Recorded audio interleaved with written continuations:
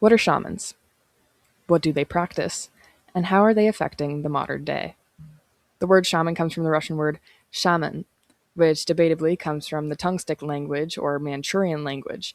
There is also historians who have found words meaning and sounding quite alike to the word that we know now as shaman, like the Sanskrit word shramana, which spread through Asian and Buddhist languages, leaving words now like shaman, sha meaning sand, but using a phonic sound to sound like the root word, and mun meaning door or opening, alluding to the shaman's abilities. Or like samana in Gadahari, which is seen as more of a monk in Buddhist history or just in practice instead of a shamanic figure we picture in North American native culture. We also see references to shamans before this in pre-native history being taught in Russian Orthodox churchmen's writings, which referred to the Siberian native peoples who were the ancestors of those living in North or South America as natives, as explained in my deep dive to native histories. In 1698, the word was passed down by book as a description of native Siberians to the English world, though historians also see a sibling word, shaitan or shatan, from Arabic meaning devil, alluding to the Siberians beyond the Ural Mountains. Assuming both words in the mid 1600s were used interchangeably, they were then both very negative and prejudiced words to use. Then there's also the feminine version of shaman, which I see is rarely used, shamanika, with the ka literally being a feminine suffix for nouns in Russian.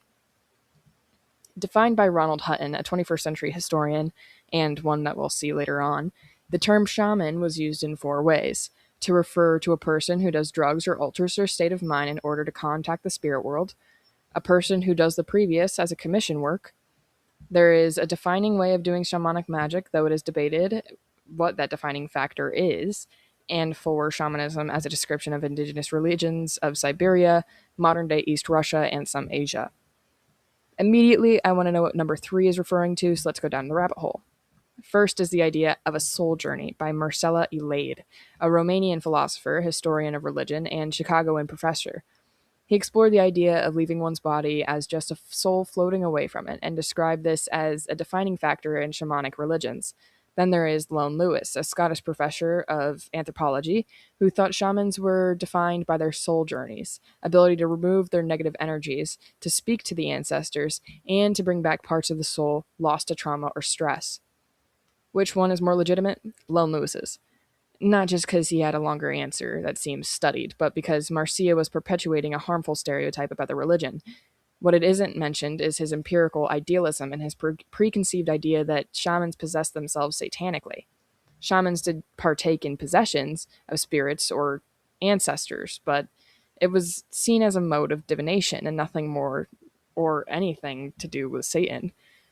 He did his job half-baked and overgeneralized, so listen to Lewis. Some of the reason I think this hasn't made it onto the Wikipedia page that Marcia was overgeneralizing is because a woman was the loudest to call him out. Alice Cahoe, a feminist and anthropologist specializing in Native people's history.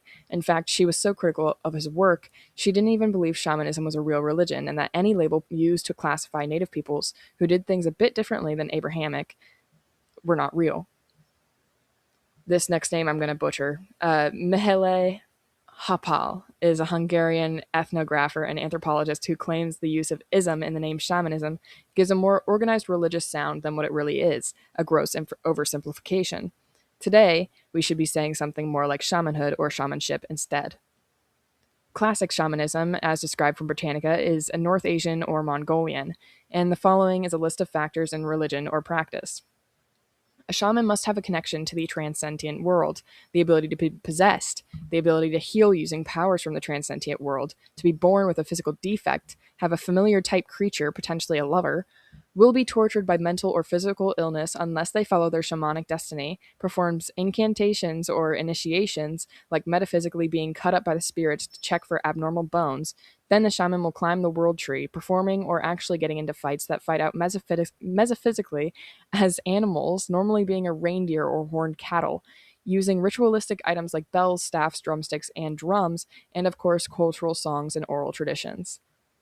One of their oral traditions being the way they see the world, the lower, middle, and upper planes of the universe. Lower being the lower state of consciousness, like animals or plants, from what I understand.